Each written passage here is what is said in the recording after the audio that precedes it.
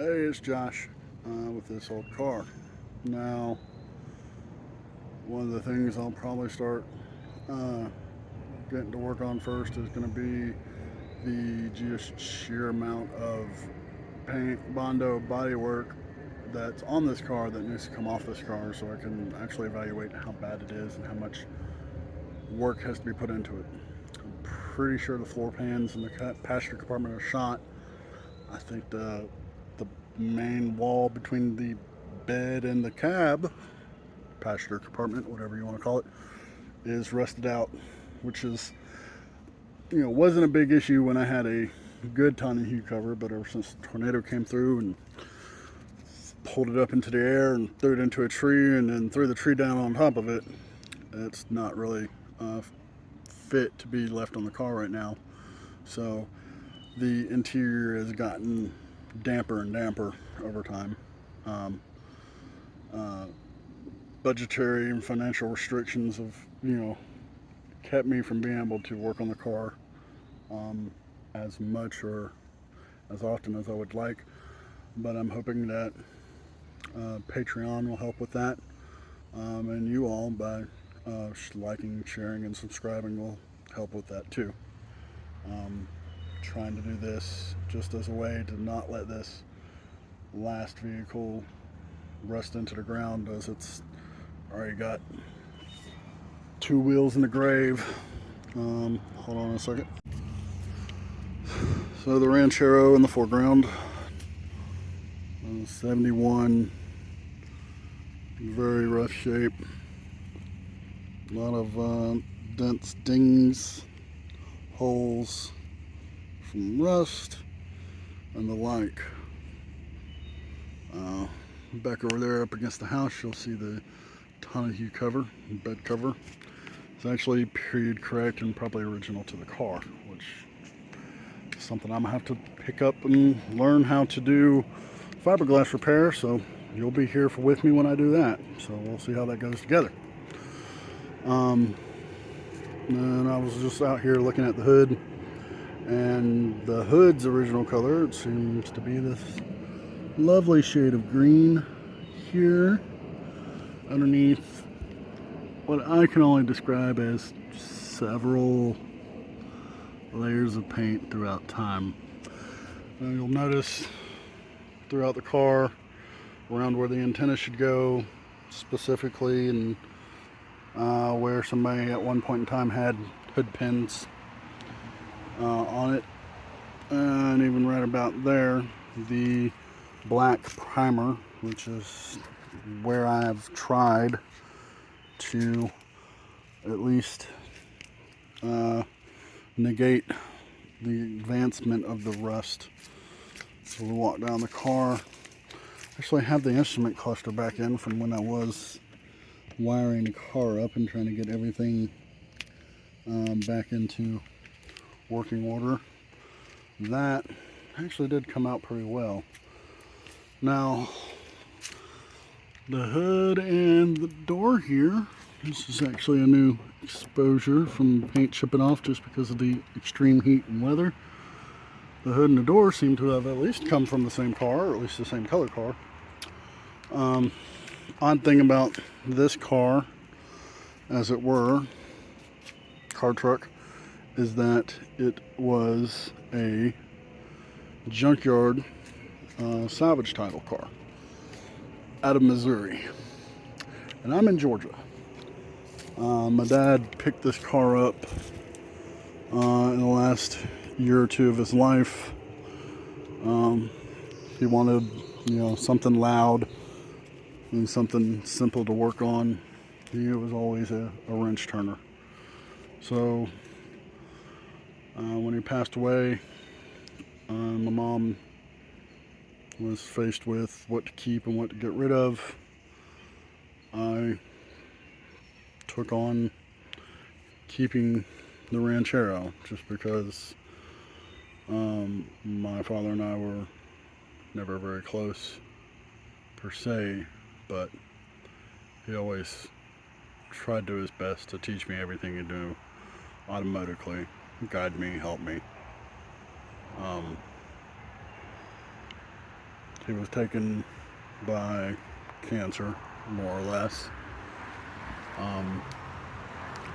So I'd like to get this car back into, decent running condition, as it were.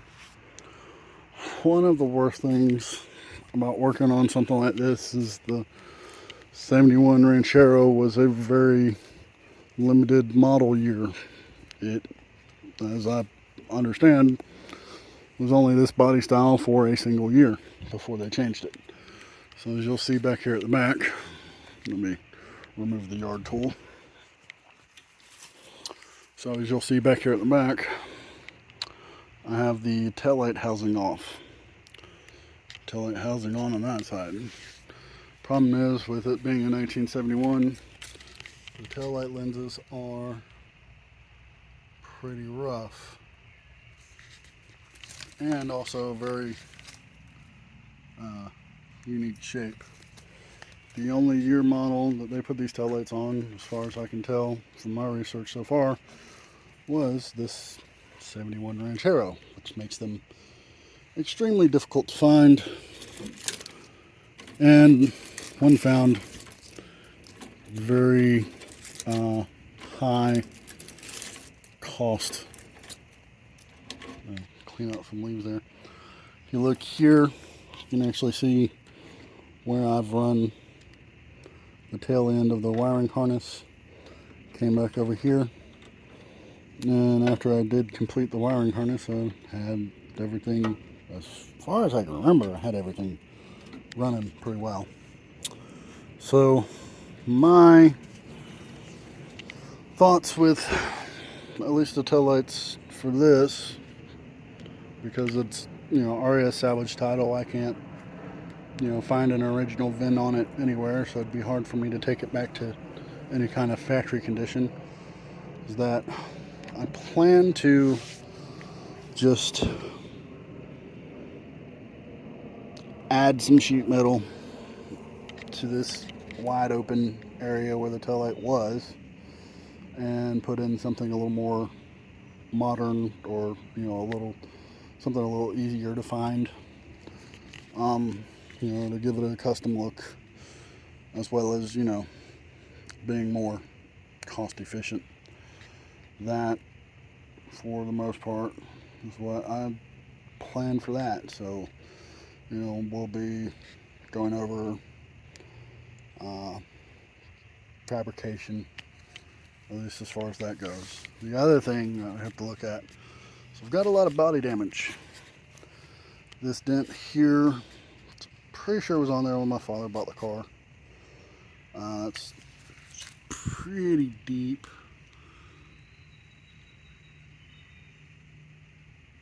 And you see it's got a lot of paint and primer on it. So that's back here. That's only a couple layers of paint. So you got the primer on top of a red, on top of, who knows. Let me get some focus on that for you. Can you see it? Alright. So there's that. One good thing the vehicle does have are some fairly decent wheels. Rocket racing wheels. I'm not actually sure of the size on the front and back, but the rear tires are wider than the front. Probably not very easy to tell on camera, but they are. But I also have a lot of body rust to contend with through here. So as we go through and work on this project, you'll get to see me fumble and learn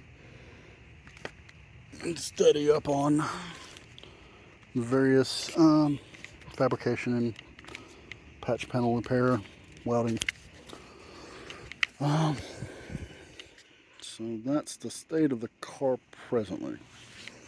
Let me show you under the hood. And I'll get this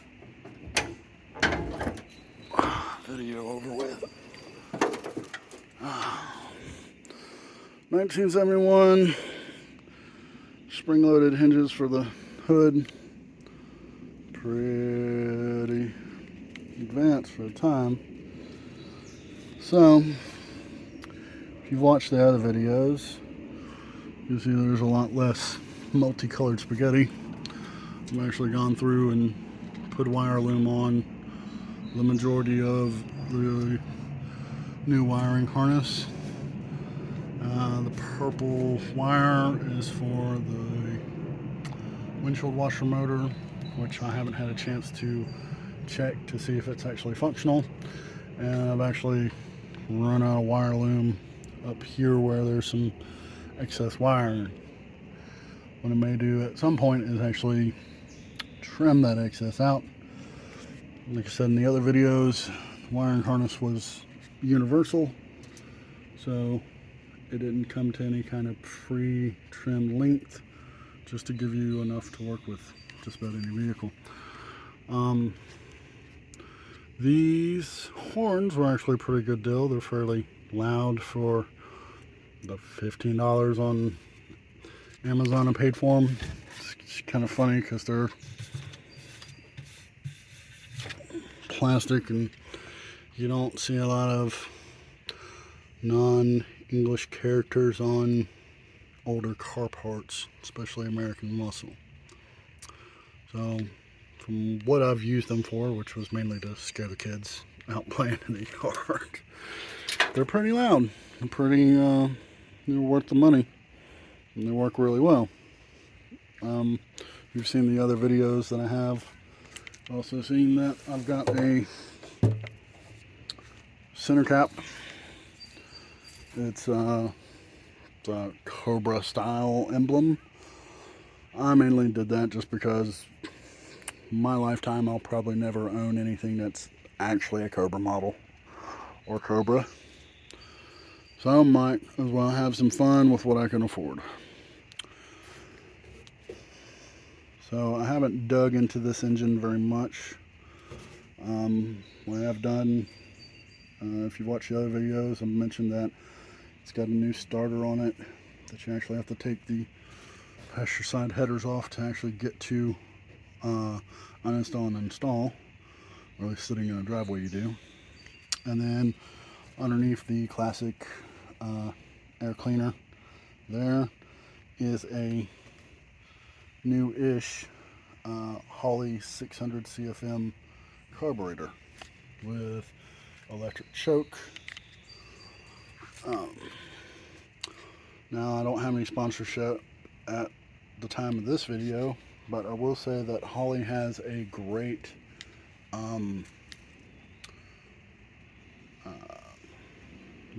lack of better used factory second or warranty return carburetors at a great price.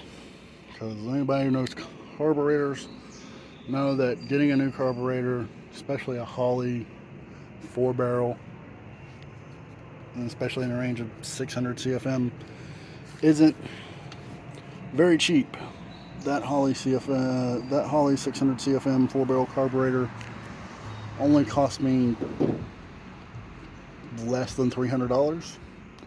And when I got it from Holley direct, I wouldn't have been able to tell it wasn't new.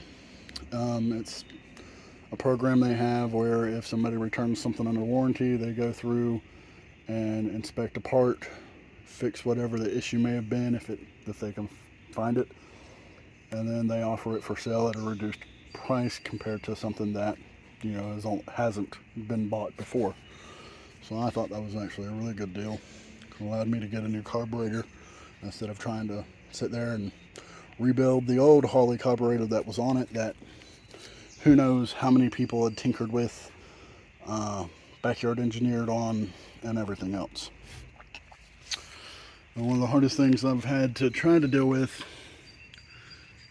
while doing that was the kick down for the transmission. So as you can see right there, I've got a nice little blue zip tie something there holding something in place. So I'll have to come back to that and see if it's even necessary, really. Well, that's the state of the car at this current time. I'd fired it up, but I currently have a mother cat and a litter of kittens in the bed, and I'd rather not drive her away from her little ones, as they are a fairly new batch of kittens. It's time to put some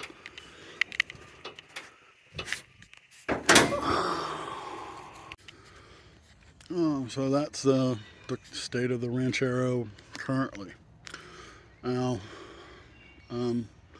thank you for watching this video. Like, subscribe, Patreon, Facebook. Check those out.